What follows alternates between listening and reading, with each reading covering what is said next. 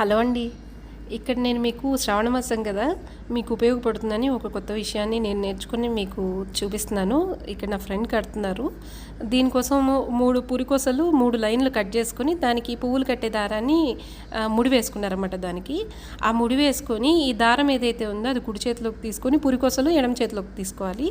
ఈ రెండిటి మధ్యలో నాటు గులాబీలు తీసుకున్నాం. ఇక్కడ ఒక్కొక్క గులాబీ ఇలా పెట్టుకొని పైనుంచి కిందకి ఇలా తిప్పుకొని పైకి గట్టిగా లాగాలన్నమాట, కాడ విరగకుండా జాగ్రత్తగా.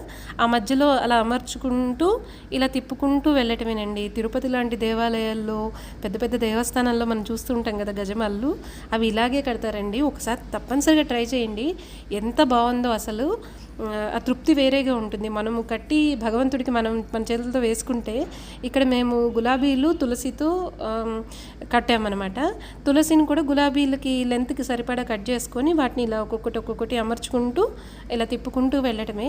అరగంటలో మాకు 2 దండలైనాయండి. నచ్చితే తప్పనిసరిగా ట్రై చేయండి, లైక్ చేయండి. థ్యాంక్స్ అండి.